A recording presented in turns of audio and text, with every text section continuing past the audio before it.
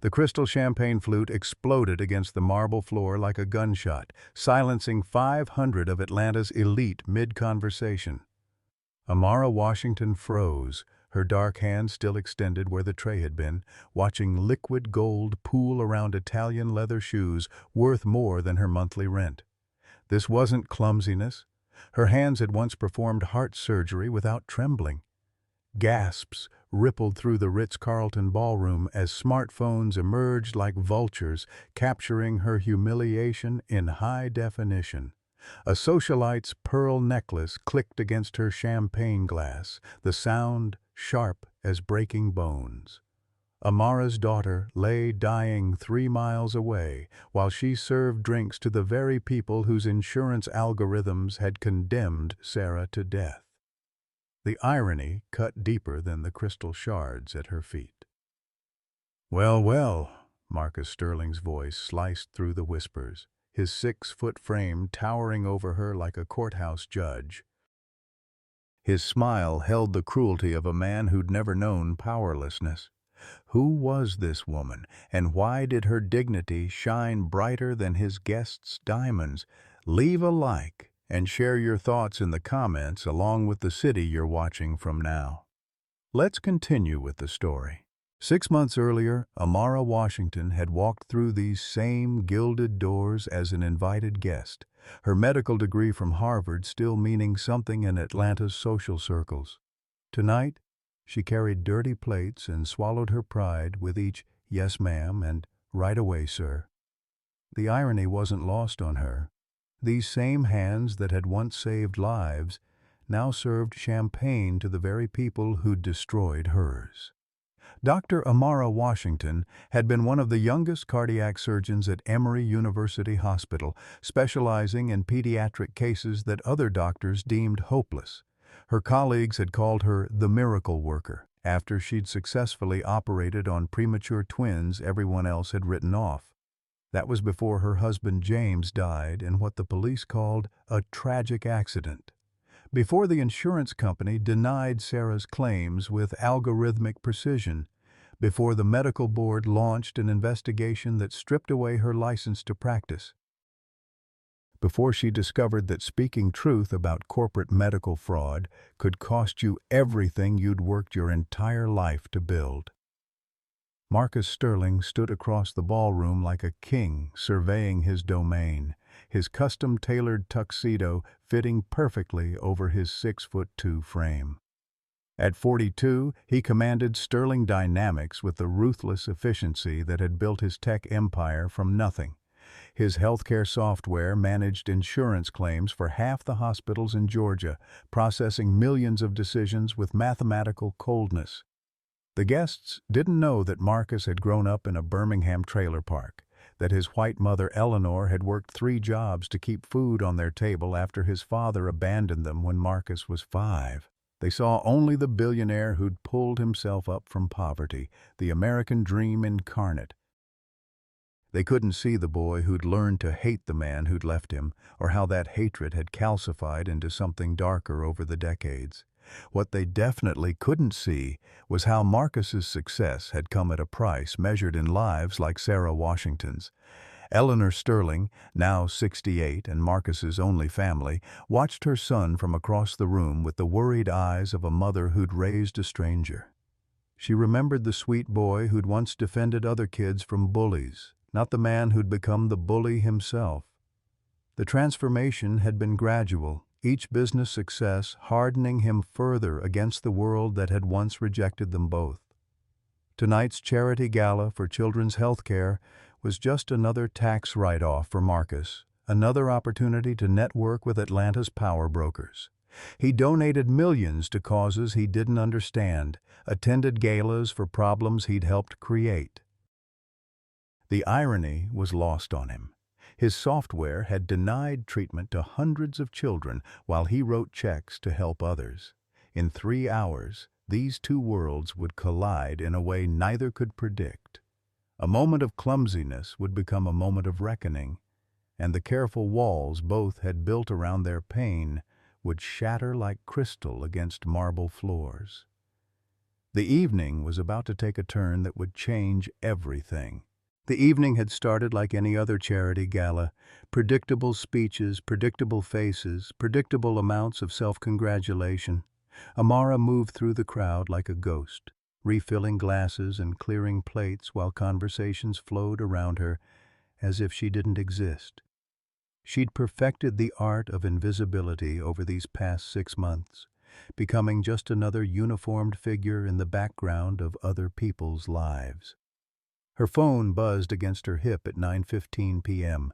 The caller ID made her stomach drop. Children's Hospital of Atlanta. She ducked into the service corridor, pressing the device to her ear with trembling fingers. "Mrs. Washington, this is Dr. Martinez. Sarah's vitals are fluctuating again. We need to discuss adjusting her medication protocol." Amara closed her eyes, leaning against the cold marble wall. "How bad is it?" Her heart rate spiked to 180 during physical therapy today. "The arrhythmia is getting worse." "We really need to consider the surgical option we discussed, but without insurance approval." The conversation lasted 3 minutes. 3 minutes where Amara's world tilted further off its axis, where the careful control she'd maintained began to crack.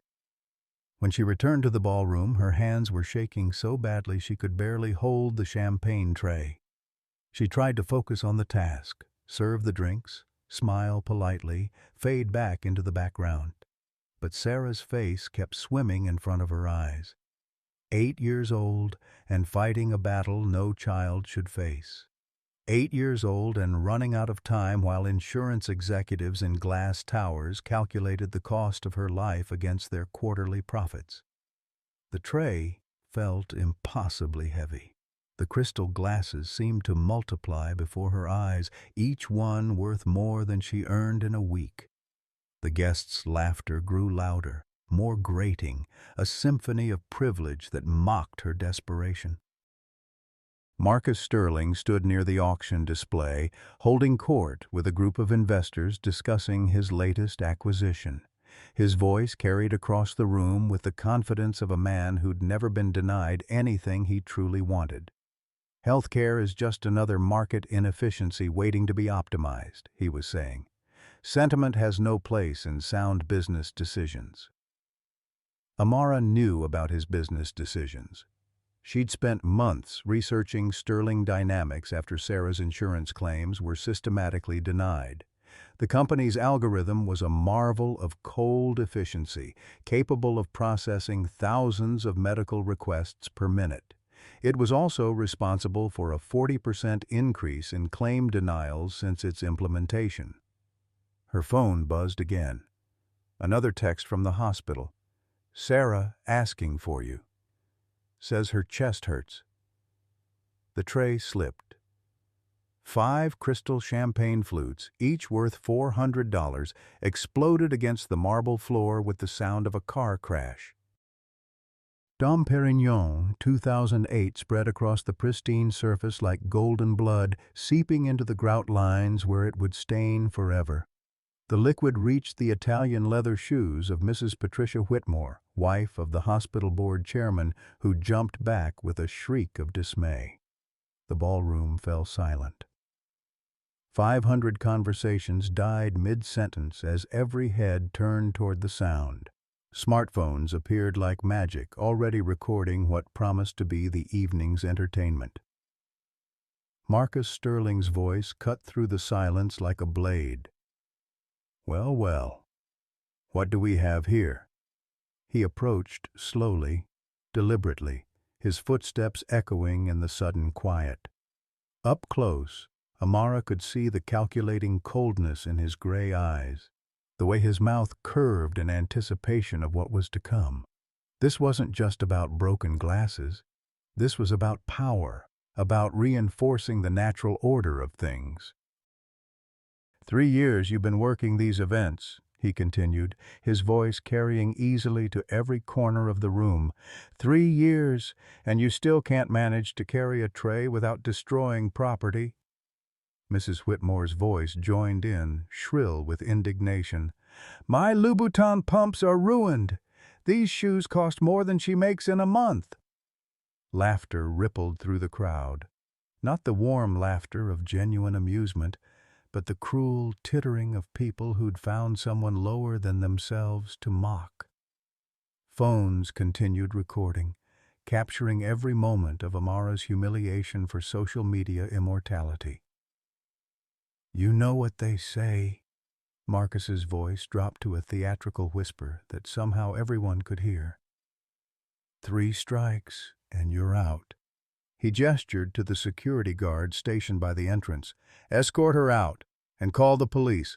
5 glasses at $400 each. That's $2,000 in property damage." The crowd murmured approval. This was justice, their expression said. This was what happened when people like her forgot their place. But Amara Washington had been a cardiac surgeon. She'd held beating hearts in her hands, made split-second decisions that meant the difference between life and death. She'd faced down hospital administrators and insurance executives and won. The woman who'd saved hundreds of lives wasn't going to be destroyed by a man who profited from denying care to children. The moment stretched like a held breath. Security guards stepped forward, their hands already reaching for Amara's arms, when something shifted in her posture. Her shoulders straightened, her chin lifted, and for the first time in 6 months, Dr. Amara Washington looked every inch the Harvard-educated surgeon she'd once been. "Wait," she said, her voice cutting through the murmurs like a scalpel through flesh. Marcus paused, intrigued despite himself. There was something different about her tone, something that made him hesitate. The broken, subservient woman who'd been clearing tables just moments before had vanished, replaced by someone who commanded attention without raising her voice. "You want to call the police over $2,000? Amara stepped forward, glass crunching beneath her sensible black shoes. "That's interesting, coming from someone whose company has denied over $50 million in legitimate medical claims this year alone." A collective gasp rippled through the ballroom. This wasn't how these scenes were supposed to play out. The help didn't fight back. They certainly didn't throw accusations at one of Atlanta's most powerful men. Marcus's eyes narrowed. "I have no idea what you're talking about." "Sterling Dynamics, your healthcare management software. The algorithm that processes insurance claims." Amara's voice grew stronger with each word. "The same algorithm that's currently denying treatment to my 8-year-old daughter while she lies in a hospital bed 3 miles from here." The crowd pressed closer, sensing drama more intoxicating than any champagne.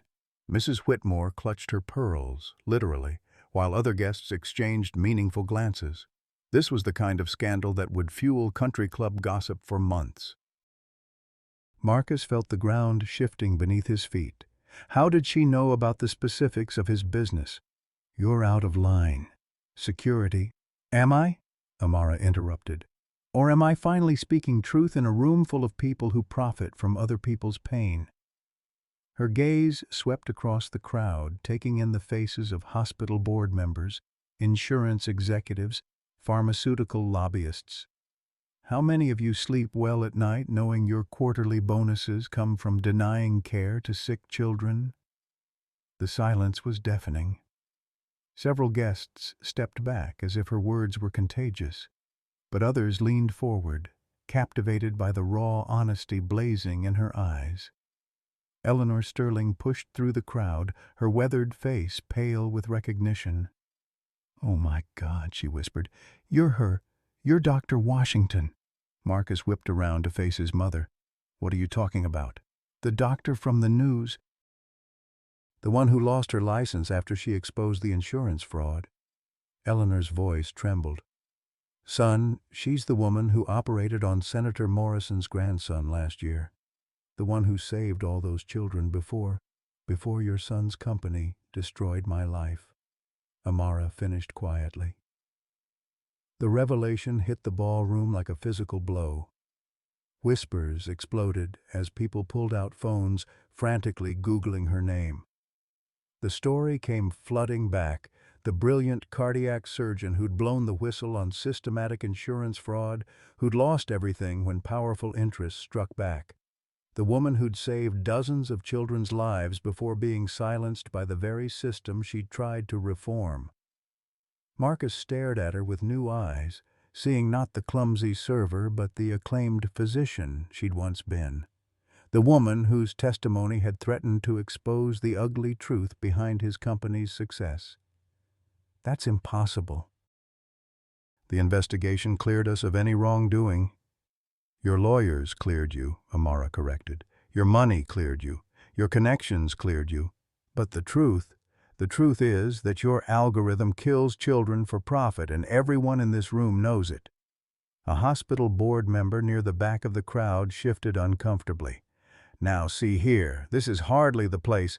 When is the place? Amara's voice rose for the first time, raw emotion cracking through her controlled facade.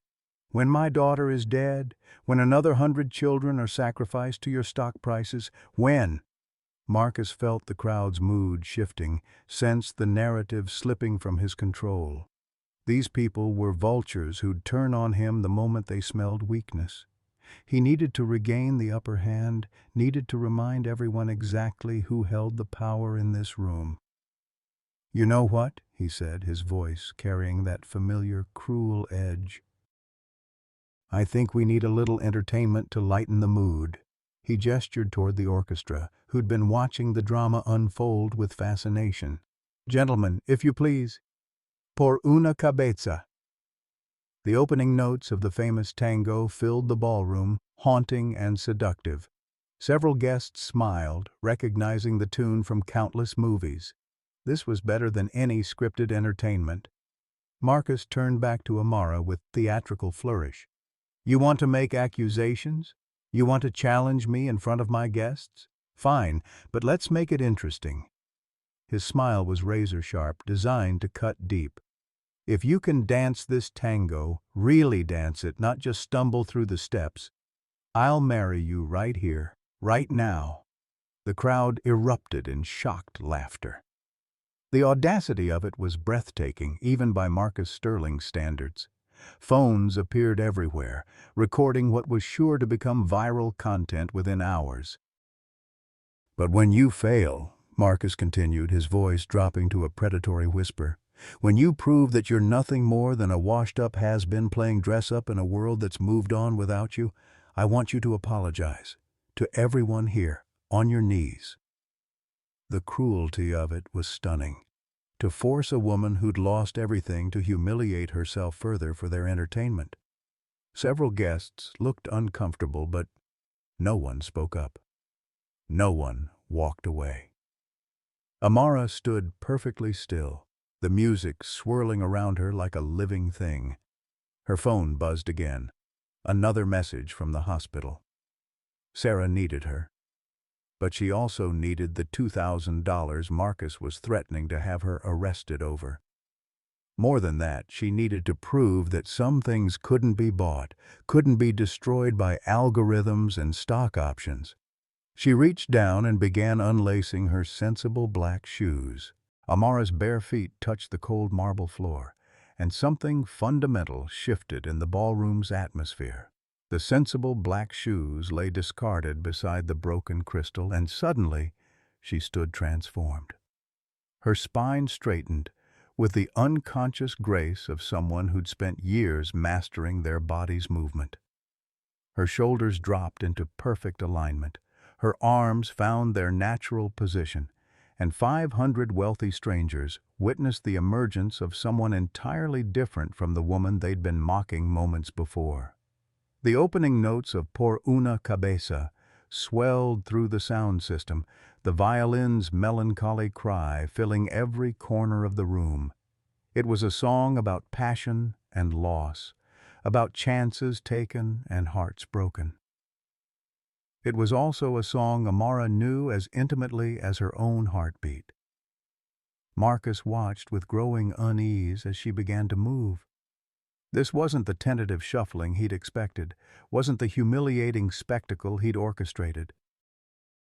Her first steps were precise, controlled, the kind of placement that spoke of years of professional training.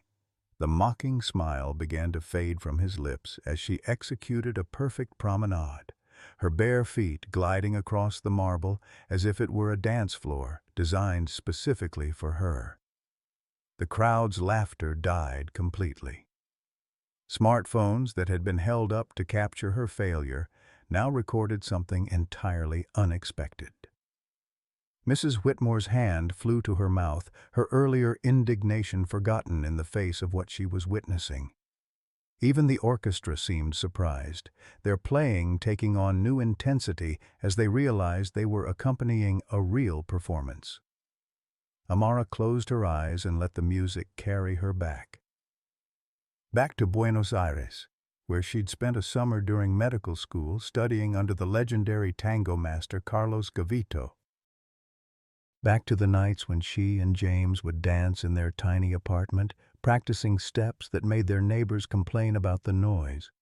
Back to the woman she'd been before grief and financial ruin had stripped away everything she thought defined her. Her movements told a story. Each step, each turn, each dramatic pause spoke of love found and lost, of dreams deferred but not destroyed. She danced alone, but the ghost of every partner she'd ever had seemed to move with her.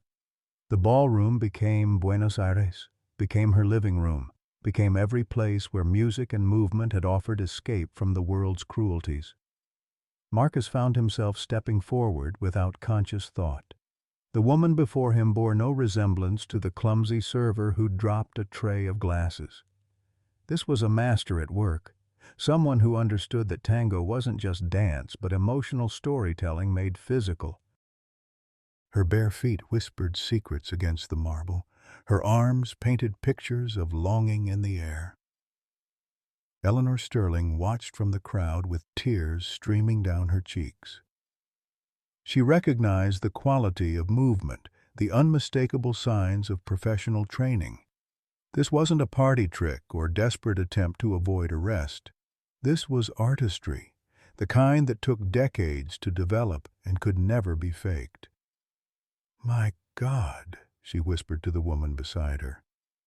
"She's magnificent." The music built toward its crescendo, and Amara's dancing intensified with it.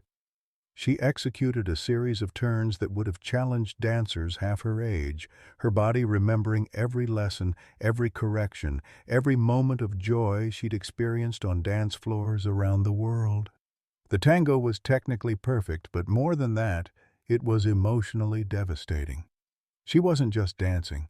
She was bleeding her heart onto the marble floor. As the final notes faded, Amara came to rest in a classic tango pose, one arm extended toward the ceiling, her head tilted back as if offering herself to whatever gods might be listening. The silence that followed was absolute. Not a glass clinked. Not a breath was audible. 500 of Atlanta's elite sat in stunned recognition that they had just witnessed something extraordinary. Then the applause began. It started with Eleanor Sterling, who began clapping slowly, tears still streaming down her face. Dr. Patricia Hendricks from Children's Hospital joined in, then the orchestra members themselves.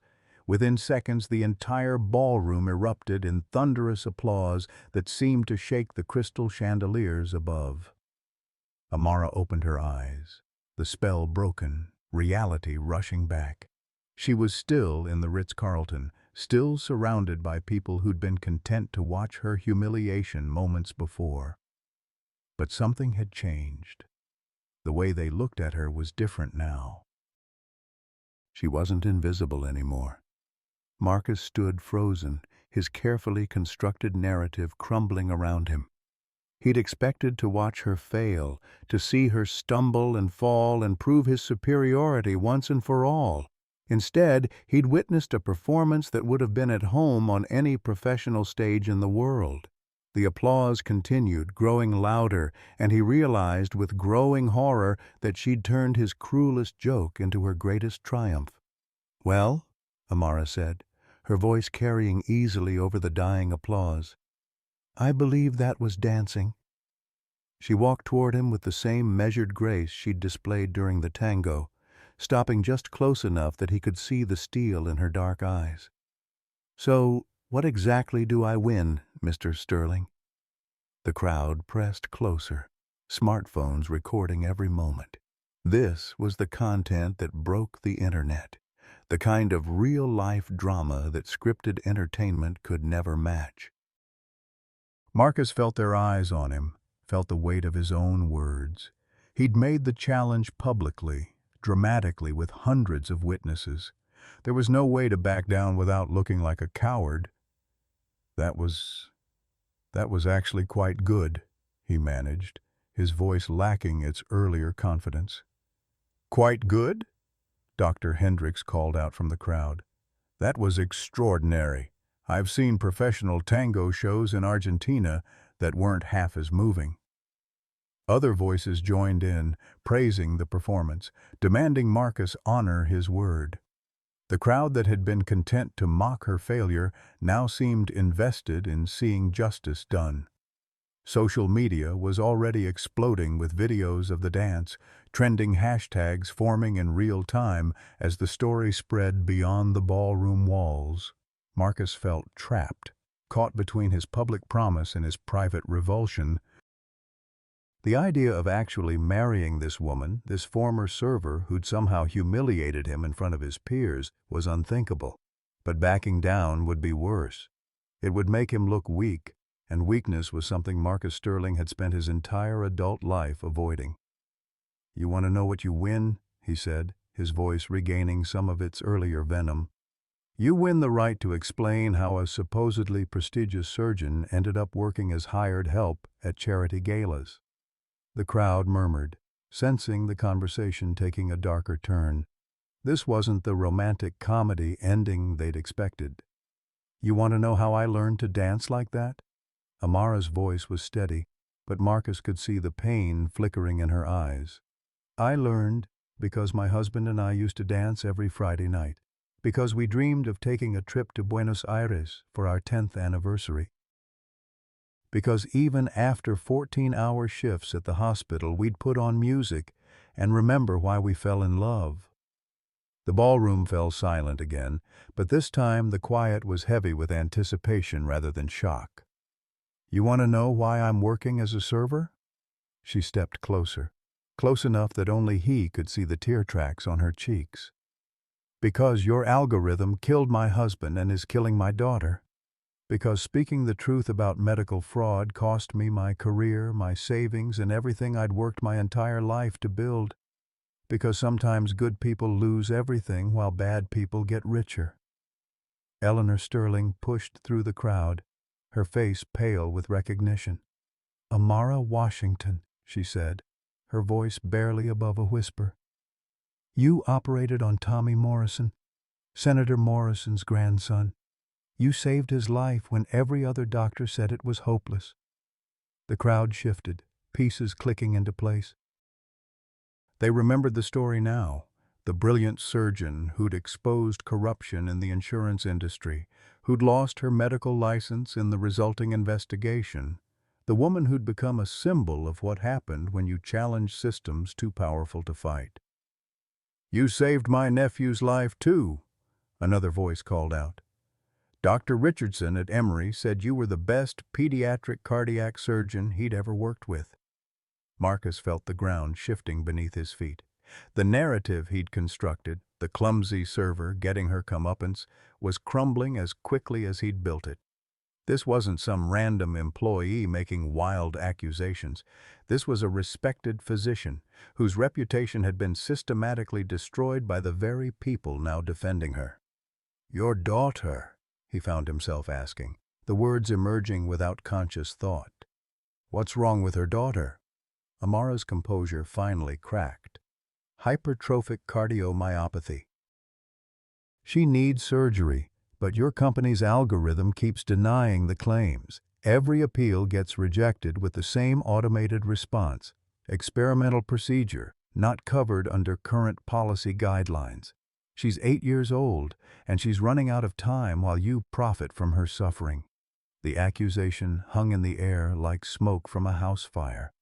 Marcus felt 500 pairs of eyes boring into him, felt the weight of judgment from people whose opinions had never mattered to him before tonight. His phone buzzed with notifications. The videos were already viral, his name trending on social media alongside words like cruel and heartless and racist. But it was his mother's expression that cut deepest. Eleanor Sterling looked at her son as if seeing him clearly for the first time in years, and the disappointment in her eyes was more devastating than any public humiliation. "Marcus," she said quietly, "what have you become?" The question hung in the air like a death sentence. Marcus stared at his mother, seeing himself reflected in her horrified expression, and for the first time in decades, he had no answer. The woman who'd raised him alone, who'd worked 3 jobs to put food on their table, who'd taught him that dignity mattered more than money, was looking at him like he was a stranger. "I became successful," he said finally. But the words sounded hollow even to his own ears. "No." Eleanor's voice was soft but unwavering. "You became cruel. You became exactly what they said we were." She gestured around the ballroom, at the faces of people who'd never accepted them despite Marcus's wealth. "You became what they wanted you to become." The crowd pressed closer, sensing the deeper drama unfolding. This wasn't just about a dance anymore, wasn't just about broken glasses or public challenges. This was about the kind of man Marcus Sterling had chosen to become, and everyone in the room was bearing witness to his reckoning. Dr. Patricia Hendricks stepped forward, her voice carrying the authority of someone who'd spent 40 years in medicine. "Marcus, I've known your mother since you were 5 years old. She used to clean our offices at the hospital." Eleanor flushed, but Patricia continued undeterred. "She was the most honest, hard-working woman I ever met. She raised you to be better than this." "Better than what?" Marcus's composure was cracking, his carefully constructed persona beginning to crumble. "Better than successful? Better than powerful? You think I should have stayed poor and grateful for whatever scraps people like you were willing to throw my way?" "I think you should have stayed human," Amara said quietly. The words hit harder than any shouted accusation. Marcus whirled to face her, seeing not the broken woman he'd expected, but someone whose strength ran deeper than his wealth, whose dignity couldn't be purchased or destroyed. "You don't know anything about me," he snarled. "I know more than you think."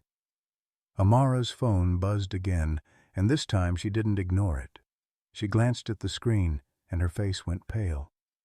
"I have to go. My daughter needs me." She moved toward her discarded shoes, but Marcus stepped into her path. The confrontation had awakened something ugly in him, something that had been festering since childhood. "We're not done here. You made your little show, impressed the crowd with your sob story, but you still broke my property. $2,000, remember? Let her go, son." Eleanor's voice cut through his rage like a blade through silk. "Haven't you done enough?" "Enough?" Marcus turned on his mother with the fury of a man whose world was collapsing around him. "I gave you everything. A house in Buckhead, a car, financial security you never dreamed of. And this is how you repay me? By taking her side?" "I never asked for any of that," Eleanor replied, her voice steady despite the tears streaming down her cheeks. "I just wanted my son back. The boy who used to defend other children from bullies, not become the biggest bully of all." The crowd watched in fascination as the Sterling family drama unfolded before them.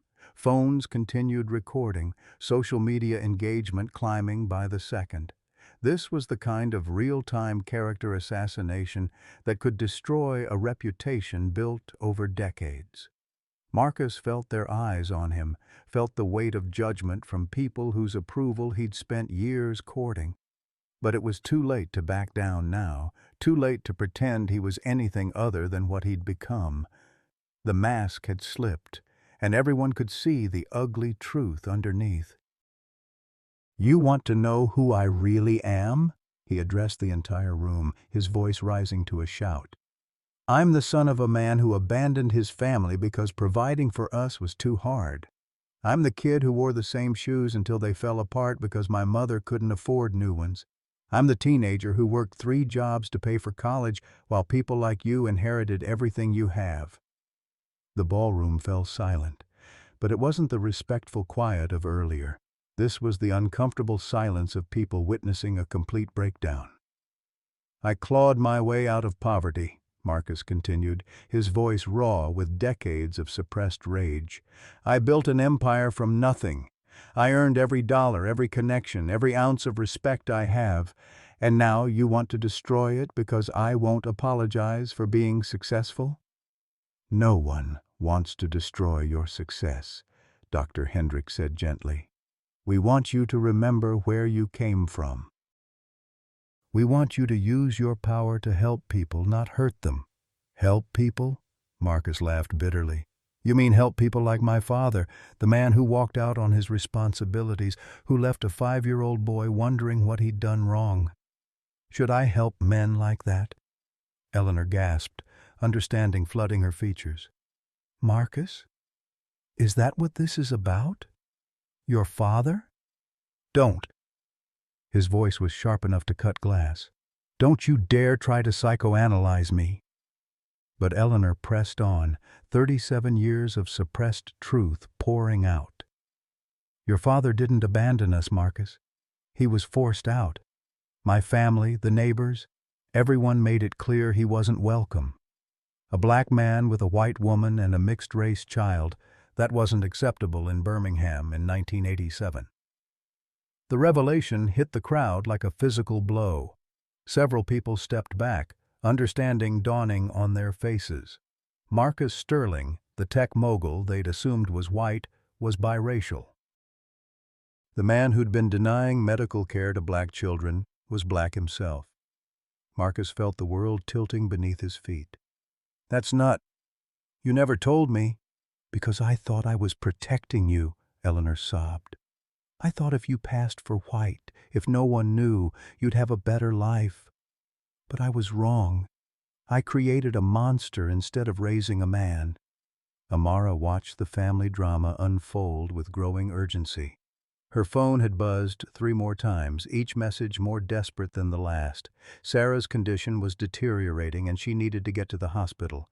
But she found herself unable to move, unable to look away from Marcus Sterling's complete psychological unraveling.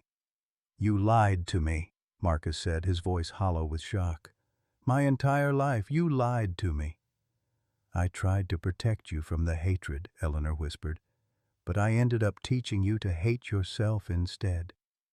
The truth hung in the air like smoke, poisoning everything it touched. Marcus Sterling, who'd built his identity on being superior to people like his father, had just discovered that he was exactly like his father. The algorithm that denied medical care to black children had been created by a black man who'd spent his entire adult life running from his own identity. "This is why you hate us so much," Amara said, her voice cutting through the stunned silence. "This is why you designed an algorithm that disproportionately denies care to black and brown children. You're not just racist, you're self-hating." Marcus stared at her, seeing his own features reflected in her dark skin, recognizing the heritage he'd spent decades trying to erase. The irony was devastating. The woman he'd tried to humiliate shared his bloodline, shared the struggles he'd tried so hard to forget. "I need to go," Amara said again, stepping around him toward her shoes. "My daughter is dying while we're having this conversation." But Marcus wasn't done.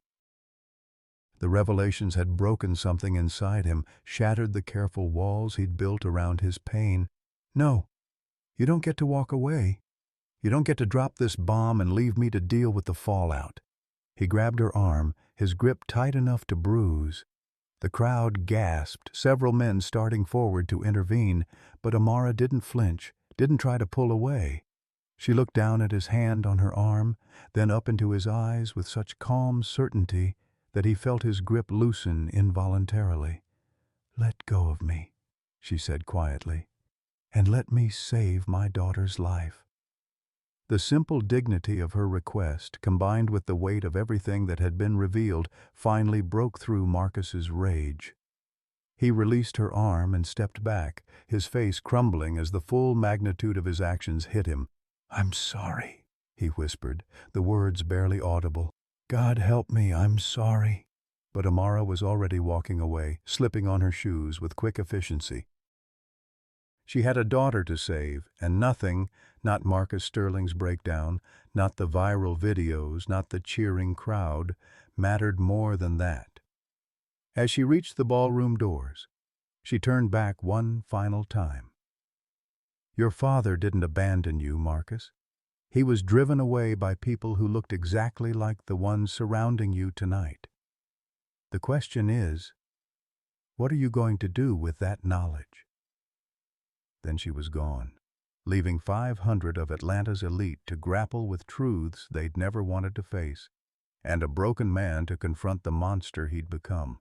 The drive to Children's Hospital of Atlanta felt like navigating through a nightmare. Amara's hands trembled on the steering wheel of her 15-year-old Honda Civic, the engine making concerning noises that she couldn't afford to fix. Every red light stretched into eternity while her phone continued buzzing with increasingly urgent messages from the medical team. "Sarah's in distress. Please come immediately. Heart rate unstable. Need to discuss emergency options. Where are you?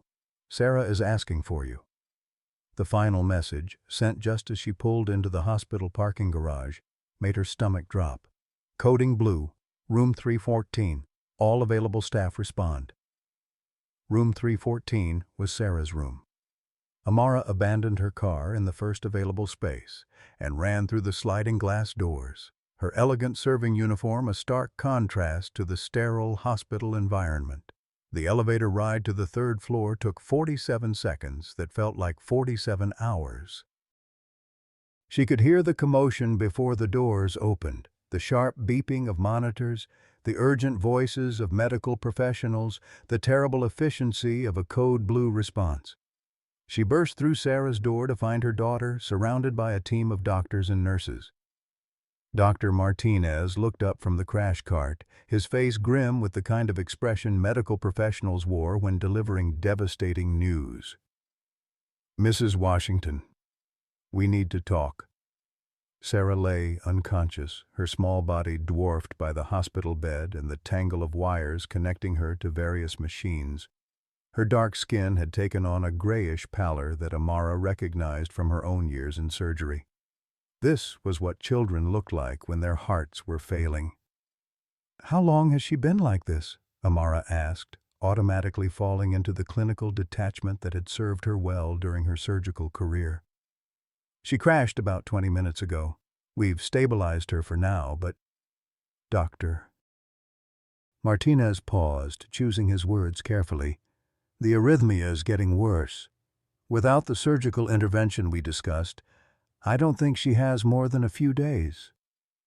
The room fell silent except for the rhythmic beeping of Sarah's heart monitor, each beat a reminder that time was running out.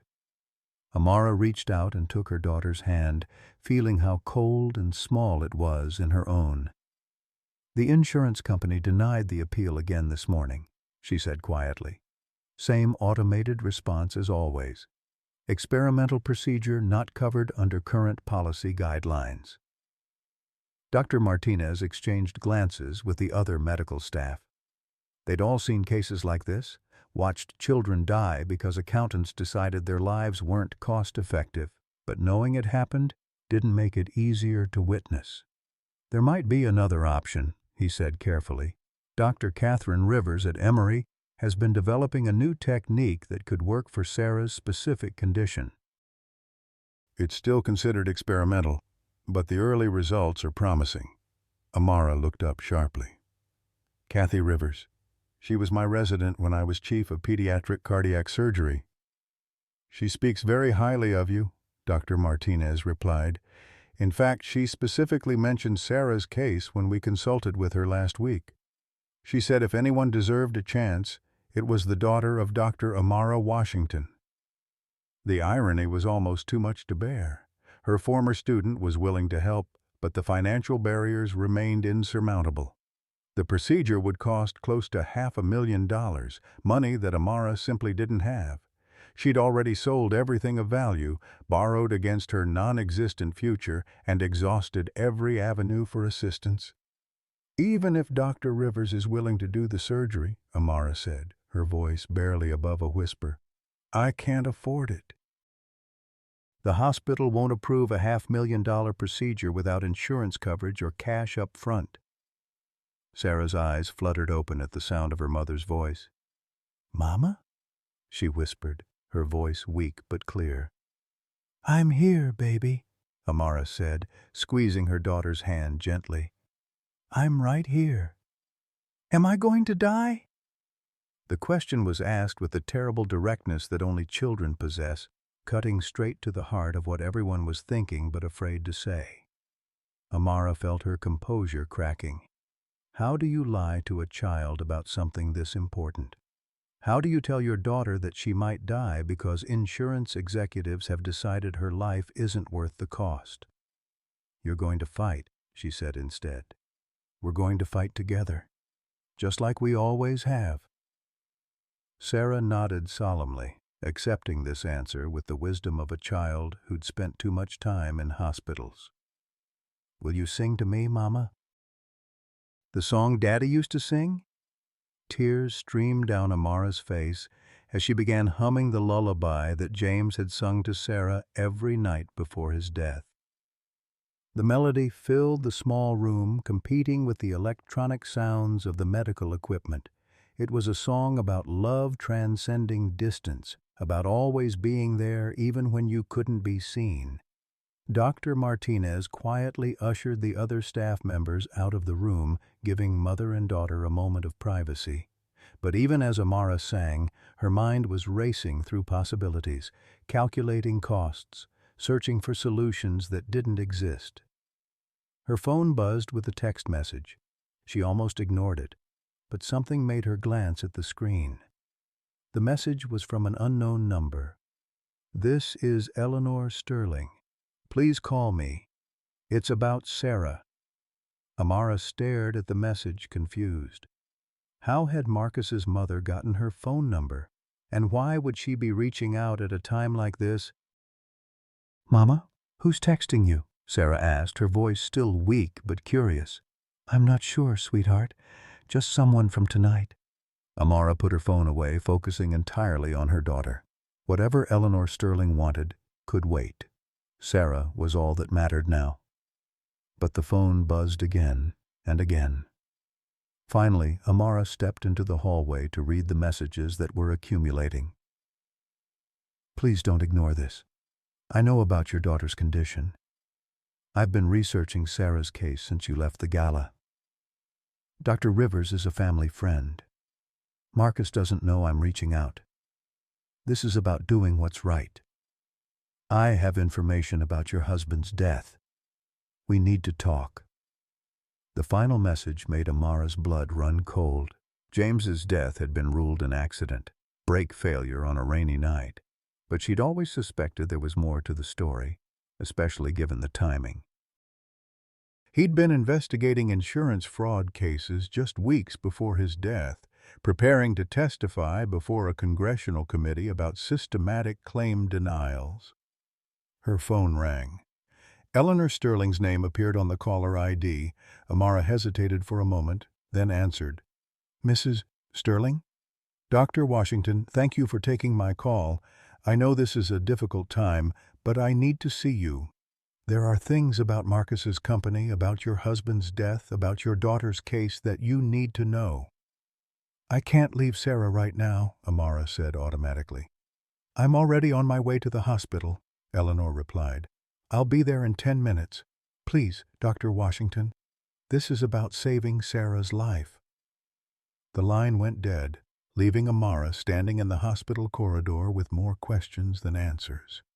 How did Eleanor Sterling know about James's investigation? What information could she possibly have about Sarah's case?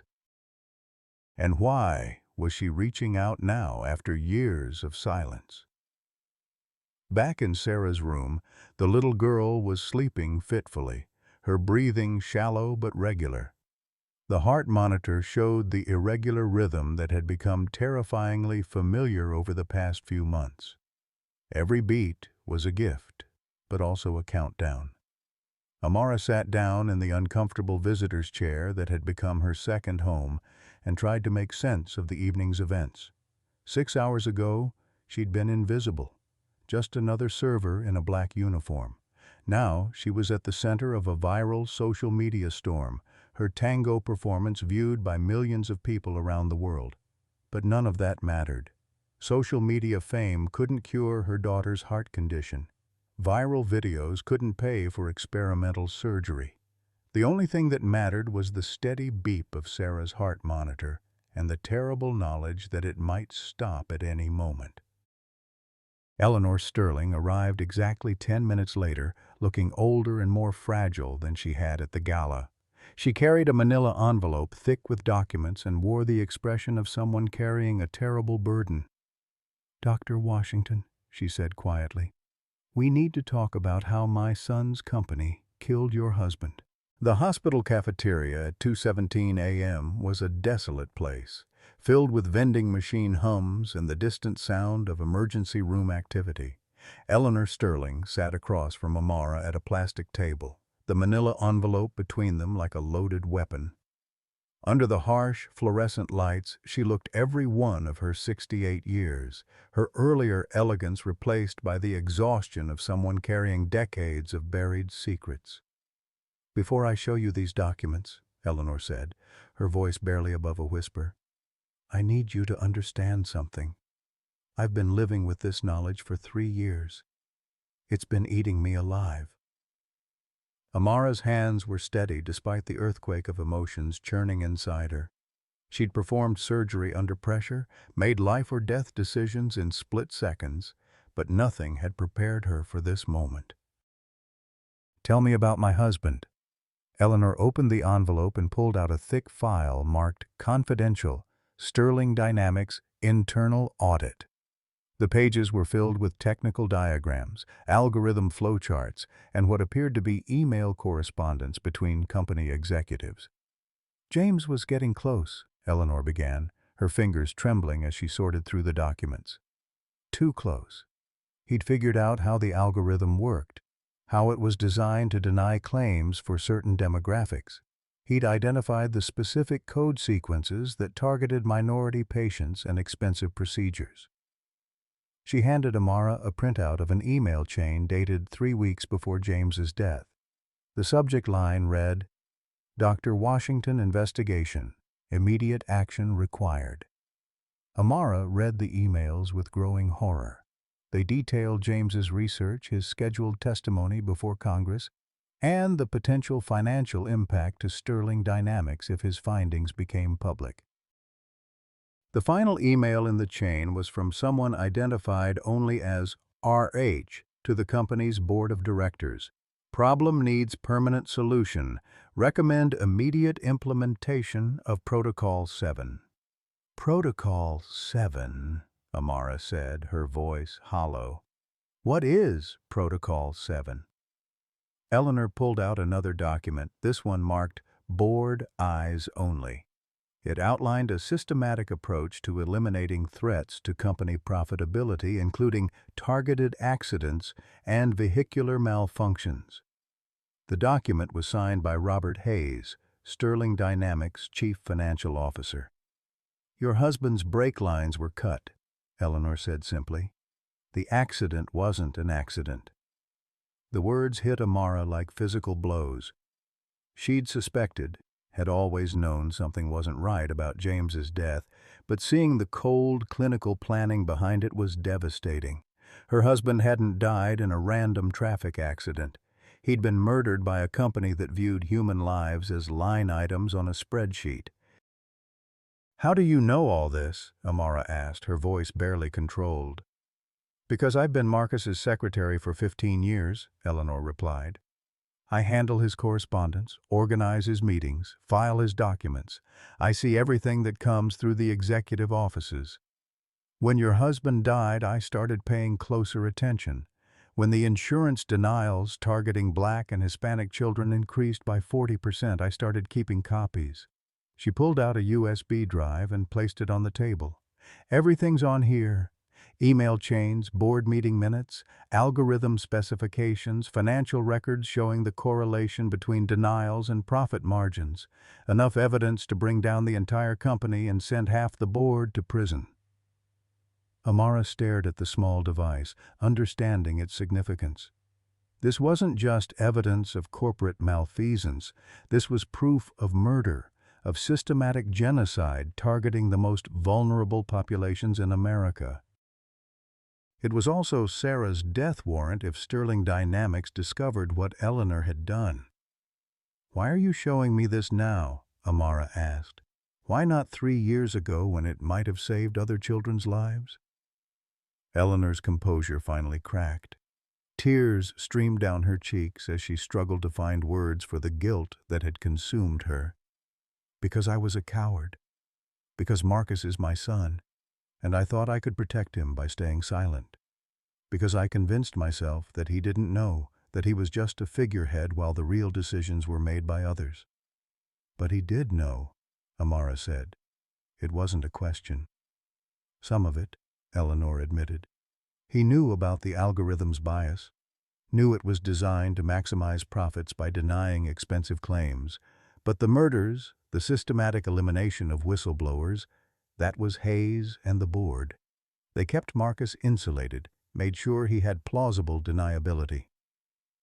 Amara felt a strange mixture of rage and pity. Marcus Sterling had been both perpetrator and victim, complicit in a system that had destroyed countless families while remaining ignorant of its most horrific aspects. His self-hatred and racial identity crisis had made him the perfect frontman for corporate evil, someone who would implement discriminatory policies without questioning their moral implications. "There's more," Eleanor continued, pulling out a medical file with Sarah's name on it. "Your daughter's case was flagged by the system 3 months ago, not for medical reasons, but because of her mother's identity. The algorithm specifically targets children of former Sterling Dynamics whistleblowers." The revelation was so monstrous that Amara couldn't immediately process it. Sarah's insurance denials weren't just corporate callousness, they were personal revenge. The same people who'd killed James were now slowly murdering his daughter, using bureaucratic weapons instead of sabotaged brake lines. "They're killing her deliberately," Amara whispered. "They're killing her to send a message," Eleanor corrected, "to show other potential whistleblowers what happens when you cross Sterling Dynamics. Your daughter is being sacrificed to maintain the silence that protects their profits." Amara stood abruptly, her chair scraping against the linoleum floor. The magnitude of the conspiracy was overwhelming. Not just corporate fraud, but organized murder disguised as business policy. Hundreds of children had died because of Sterling Dynamics' algorithm, and now Sarah was being targeted for execution because of who her mother was. "I need to call the FBI," Amara said, reaching for her phone. "Wait." Eleanor's voice was sharp with urgency. "If you go to the authorities now, they'll destroy the evidence and disappear. Hayes has connections throughout the government. He'll know about any investigation within hours. Sarah will be dead before the FBI can act." "Then what do you suggest?" Amara's voice was tight with desperation. "Let my daughter die while we build a case?" "No," Eleanor said firmly. "We save Sarah first, then we destroy them all."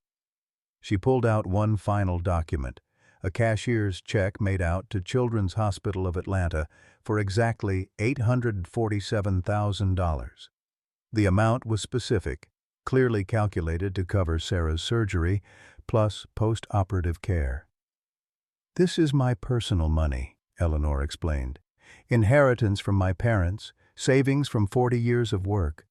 It's everything I have, but it's enough to pay for Sarah's surgery and give us time to plan our next move." Amara stared at the check, unable to comprehend such generosity from someone she'd met only hours before. "Why would you do this? You don't even know us." "Because I've watched hundreds of children die because of my silence," Eleanor replied, her voice breaking. "Because I raised a son who became a monster, and now I need to try to save at least one life to balance the scales. Because your husband died trying to protect children like Sarah, and his sacrifice shouldn't be meaningless." The check represented more than financial assistance. It was an act of redemption, an attempt to atone for years of complicity in corporate evil. Eleanor Sterling was offering her entire life savings to save the daughter of a woman she'd met at a charity gala, driven by guilt and the desperate need to do something right. "There's a condition," Eleanor continued. "The money comes with a plan. We use Sarah's surgery as cover to gather additional evidence. Dr. Rivers is already suspicious about the insurance denials. She'll help us document everything. Meanwhile, you go public with the story. Not through normal channels, but through social media. The videos from tonight are already viral. You have the world's attention." Amara understood immediately. Rather than pursuing justice through corrupted official channels, they would wage war in the court of public opinion. Social media had already turned her tango performance into a symbol of dignity, triumphing over oppression. Now they could use that platform to expose the truth about Sterling Dynamics. "You want me to become a whistleblower," Amara said. "I want you to become a weapon," Eleanor corrected. "Your husband tried to work within the system and they killed him for it. This time, we bypass the system entirely. We make the evidence so public, so undeniable, that they can't suppress it or make it disappear." The plan was audacious in its simplicity. While Sarah underwent surgery, Amara would use her viral fame to broadcast the truth about Sterling Dynamics to millions of people simultaneously. By the time the company realized what was happening, the story would be everywhere, impossible to contain or control. "What about Marcus?" Amara asked. "He's still your son." Eleanor's expression hardened with resolve. Marcus made his choices. He chose wealth over humanity, chose power over compassion. I won't sacrifice more children to protect him from the consequences of those choices. The conversation was interrupted by Dr. Martinez appearing in the cafeteria doorway. His expression was urgent as he approached their table. "Dr. Washington, we need you upstairs immediately," he said. "Sarah's condition has deteriorated significantly. We're looking at hours, not days." Amara pocketed the USB drive and grabbed Eleanor's hand. "If we're going to do this, we need to do it now. Can you get Dr. Rivers here tonight?" "She's already on her way," Eleanor replied. "I called her from the car. She'll be here within the hour, and she's bringing a full surgical team." They rushed toward the elevators together, an unlikely alliance forged in desperation and determination. Upstairs, Sarah's room had been transformed into a pre-surgical preparation area, with medical equipment and personnel filling every available space. Sarah was awake but groggy, her small hand reaching for her mother as Amara entered the room. "Mama, I'm scared." "I know, baby," Amara said, taking her daughter's hand and squeezing gently. "But Dr. Rivers is coming. Remember her? She used to work with Mama at the hospital. She's going to make you all better." "Will Daddy be watching over us?" Sarah asked, her 8-year-old wisdom cutting straight to the heart of what mattered most. "Daddy will be right there with you," Amara promised, her voice steady despite the tears threatening to fall. "And when you wake up, your heart is going to be strong and healthy, just like his was." Eleanor stood in the corner, watching the interaction with tears streaming down her face. This was what she'd helped destroy, the bond between parent and child, the simple love that transcended everything else. This was what Sterling Dynamics' algorithm calculated as expendable, what their profit margins deemed worthless. As Dr. Rivers arrived with her surgical team, Amara made a silent promise to her husband's memory. Sarah would live, Sterling Dynamics would fall, and justice would finally be served. The war was about to begin, and this time, she wouldn't fight alone. 18 months later, Amara stood before the United States Senate Judiciary Committee, her voice steady as she delivered testimony that would reshape American healthcare forever. The hearing room was packed with journalists, activists, and families whose lives had been destroyed by Sterling Dynamics' algorithm. Sarah sat in the front row, healthy and radiant, her surgical scar hidden beneath a bright yellow dress that matched her renewed vitality. "Senators," Amara began, "my daughter is alive today because one woman chose conscience over complicity. But for every Sarah Washington who survived, there are hundreds who didn't. Children who died not from medical complications, but from algorithmic discrimination designed to maximize corporate profits." The committee members leaned forward, captivated by the same dignity that had transformed a ballroom humiliation into global inspiration. The viral video of her tango performance had been viewed over 1 billion times, spawning documentaries, news investigations, and congressional hearings.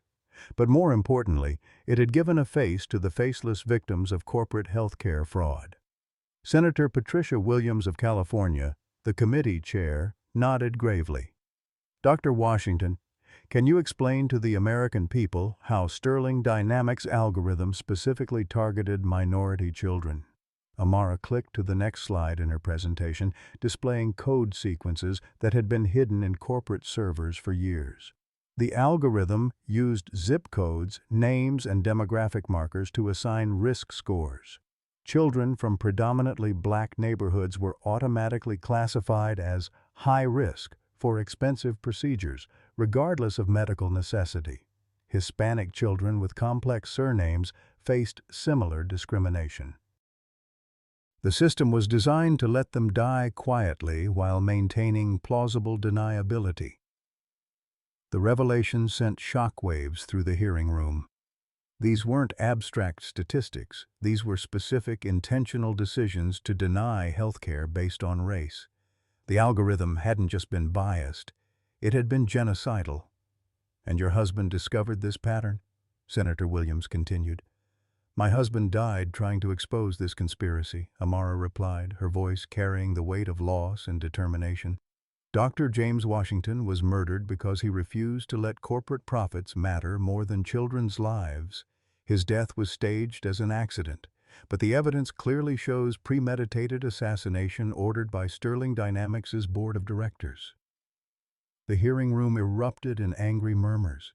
The story had been building for months through social media campaigns, investigative journalism, and grassroots activism.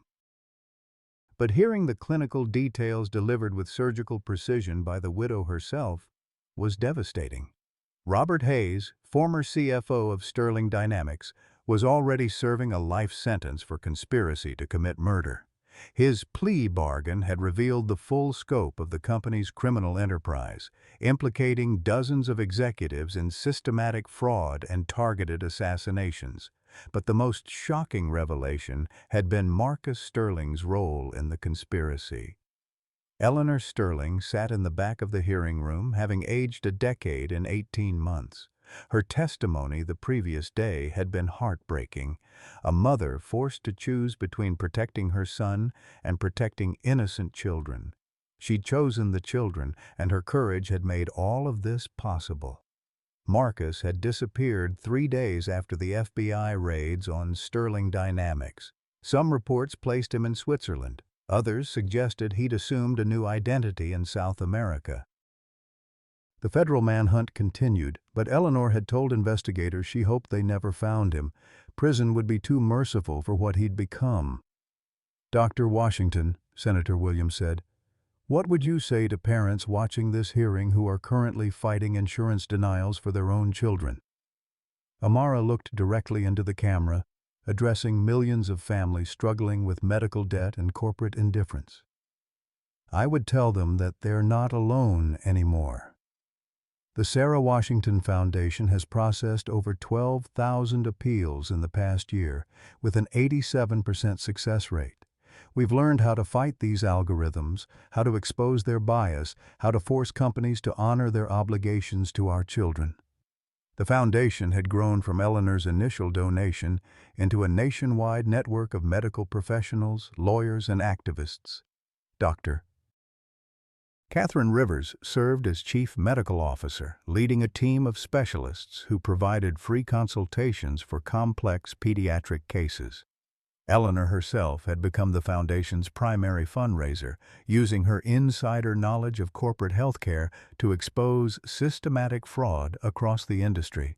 But the real power of the foundation came from its grassroots network, thousands of parents who'd been inspired by Amara's story to fight back against algorithmic discrimination. They shared strategies on social media, coordinated appeals processes, and provided emotional support for families facing the same battles Amara had endured alone.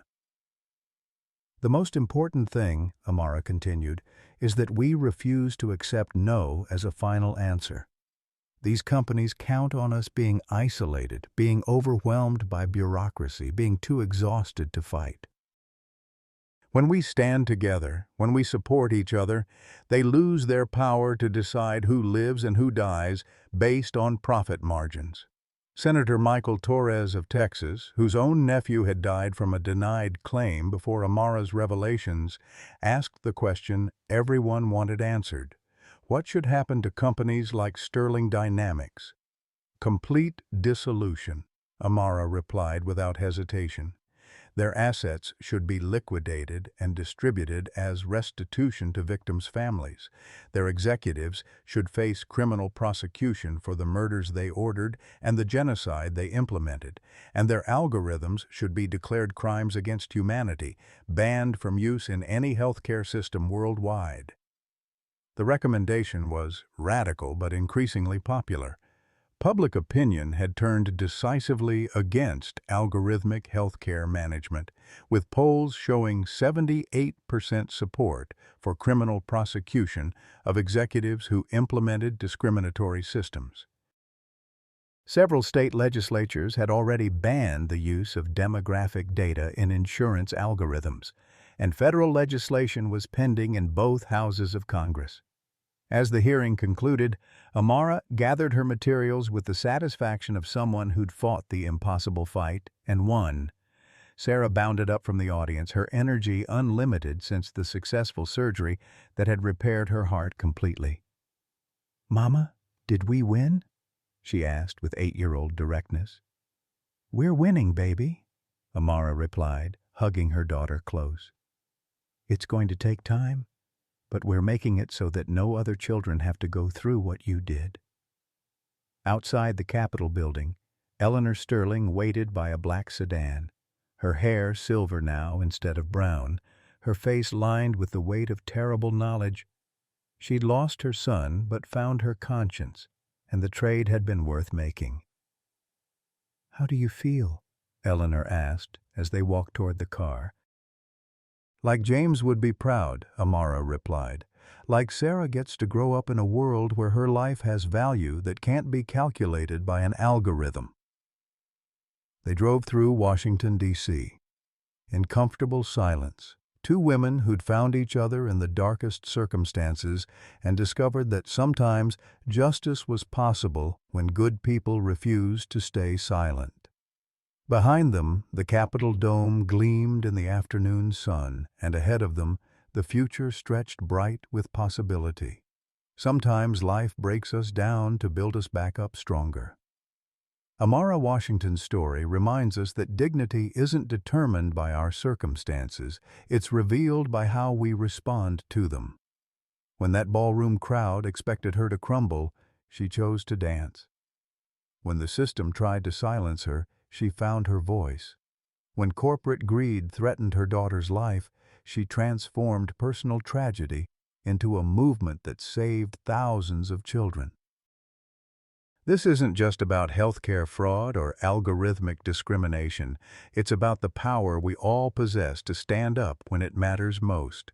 At 55, 60, or 68, we've lived long enough to recognize injustice, but we're not too old to fight it. Eleanor Sterling proved that it's never too late to choose conscience over comfort, truth over loyalty. Every phone call you make to an insurance company, every letter you write to a congressman, every time you refuse to let bureaucrats decide what your family deserves, you're dancing your own tango against a system that counts on your silence. The question isn't whether you can make a difference. The question is, when your moment comes, will you stand up and dance? What injustice in your community needs someone brave enough to speak up? Have you ever had to fight an insurance company for care you or a loved one needed?